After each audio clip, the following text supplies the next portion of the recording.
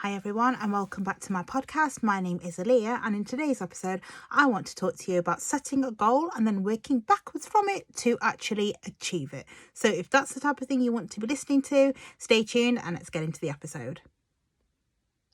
So why on earth would I be wanting you to set a goal and then work backwards from it? Well, one of the key things that I've learned by doing things such as laws of attraction is if you can visualize things, it makes things much more clearer, and the steps you need to take to achieve it actually become much more clearer too. So for example, what is your goal? Well, if your goal is to start out in business, so you want to set up your own little, say, Etsy business, for example, what you do is you actually write the actual goal out and then you work backwards. And by backwards, I mean you break down all the steps from that final step backwards to what you need to do to achieve it. Now, I use business as an example. However, the same principles can be applied to getting healthier, finding a new spouse, transforming yourself in general, everything. You write out what it is that you want to achieve and you work backwards from there.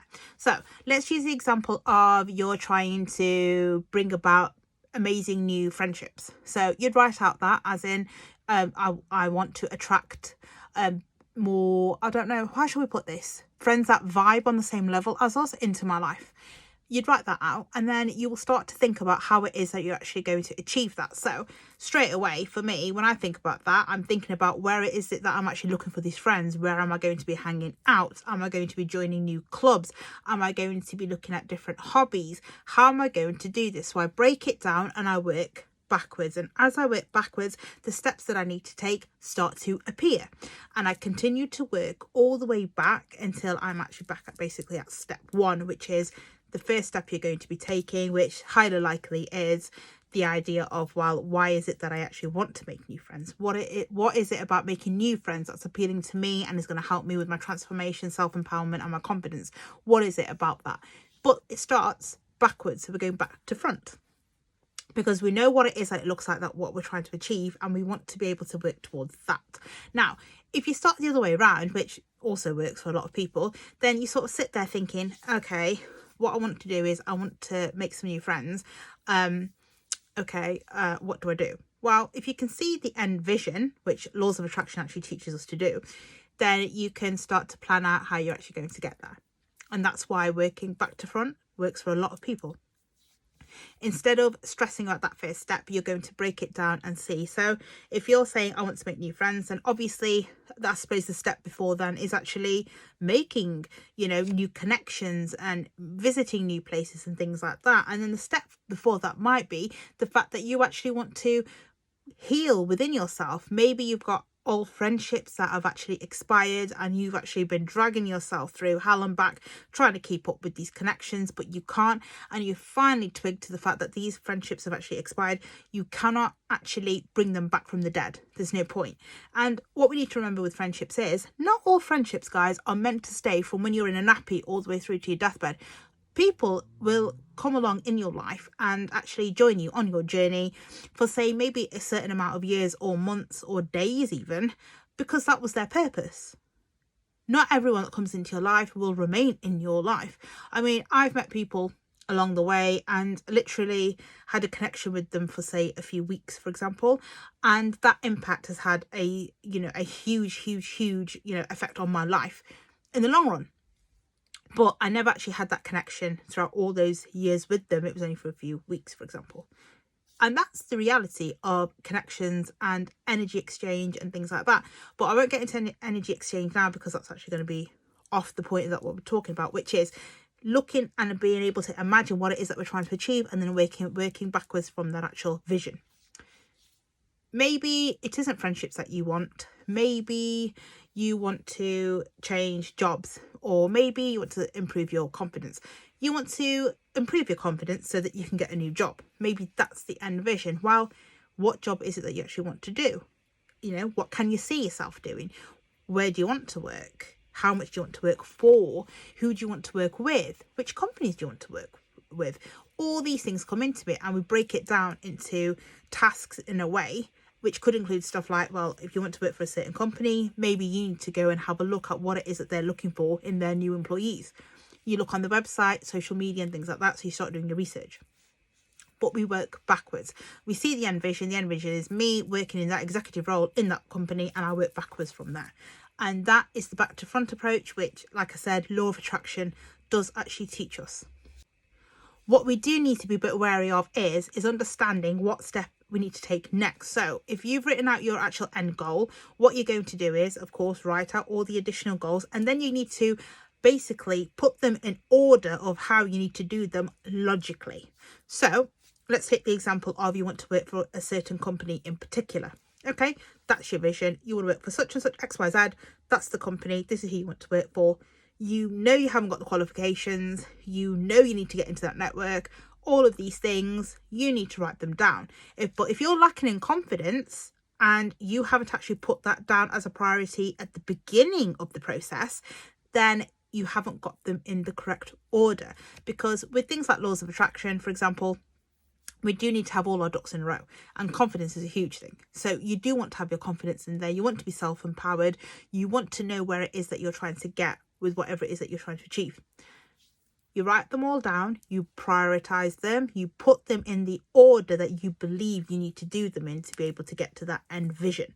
And then you start cracking on with it, and you start doing these things, and you start working towards them, and it sort of spirals from there. You may notice that you've put steps down that as you start the path, you don't need to do anymore.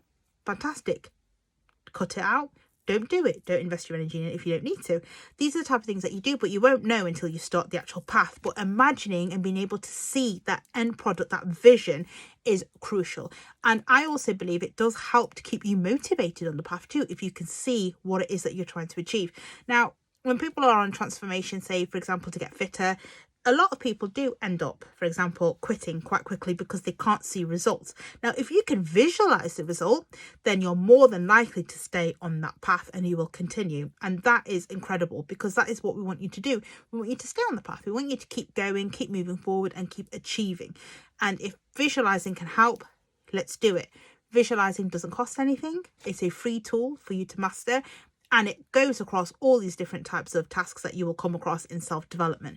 But laws of attraction does use a lot of visualizations. If you meditate, if you use guided meditations, for example, you will find a lot of these guided meditations are relying on the idea that you're able to visualize what it is that they're saying to you. And again, the amount of incredible results people get from using guided meditation is amazing. There's some really, really awesome guided meditation tracks out there right now on YouTube. So they're actually free technically to actually access. And the amount of incredible results people get, and you can actually read it down in the comments. Okay, some of the comments, are a bit too fake. But there's a lot of genuine people out there that have actually achieved so much amazingness from these things because of the power of visualization. They're able to see the end result and they're able to work backwards from it. So that's another thing that you could do. If you do affirmation work, again, if you can actually visualize what it is that you're actually writing the affirmation about. So, for example, I am confident. If you can imagine yourself as this confident powerhouse of a woman or a man or however you describe yourself, that will help you no end in actually building up the energy within yourself to manifest it, to bring it into your life. Visualizing things is paramount. It's really, really important. It's not a skill that I think people can learn overnight, but it is a skill I think we can teach ourselves and we can actually use, but it does need a bit of training. And being able to see the end result, like I said, visualizing it is amazing because, like I said, it will motivate you. It will keep you focused. It will, in a way, get you to your actual destination, in my opinion, much more quicker because you can actually see it. And if you can see it, then obviously you can achieve it. And this is a skill that we're not taught. We're not taught in schools. We're not taught to visualize, which I think is a bit of a shame because when I've been working with my own children and I've said to them, visualize this, they do kind of struggle. But when you're at a certain young age, visualization is natural to you, especially at that stage when you've got invisible friends. And if you've ever been around children or if you've got children of your own, you'll know a lot of them have invisible friends. My children in particular had more than their fair share of invisible friends. As a child, I had invisible friends. So it's nothing alarming to me, but it's that whole idea of being able to visualize somebody. You're giving them a personality, you're giving them characteristics, you're giving them a name, you're doing all these things, and that's all about visualization.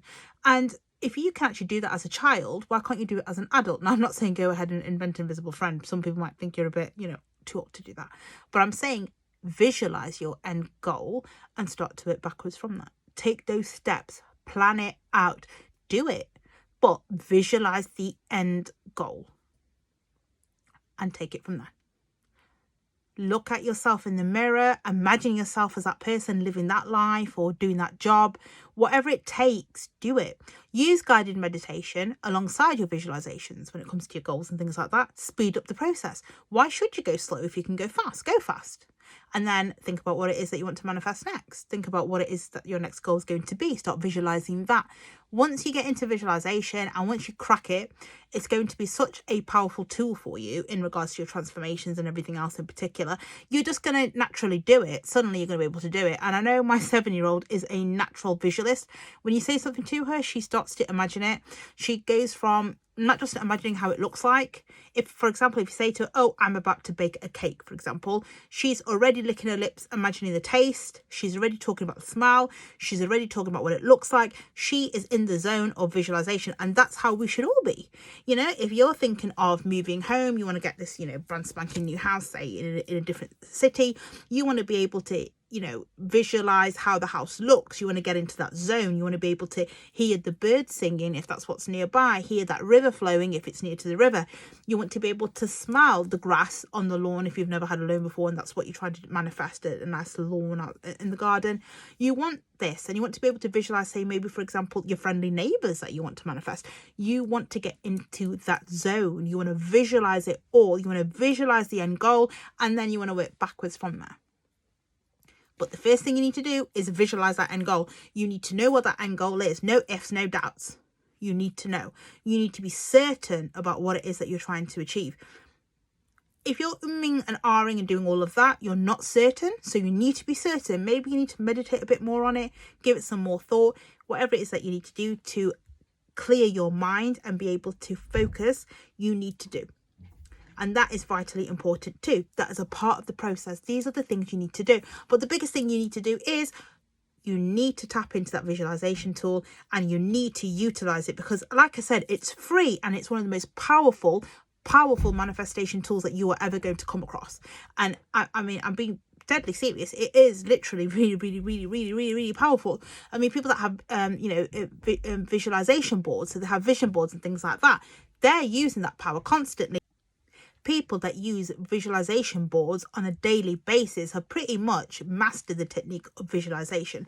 They've actually got boards that have pictures on them, text on them, things like that, that signify what it is that they're trying to achieve. Now, that alongside meditation and visualization exercises and things like that are certainly going to align them up to manifest whatever it is they're trying to manifest. And yes, it will come about quicker if that is what they're trying to achieve. If they've put all their intent into that and they're being incredibly positive about it, there's no doubts, they know exactly what it is that they're doing, all their actual actions are lining up, then yeah, they're onto a winner. But visualization is huge. You've got visualization boards, you've even got things like future pacing diaries.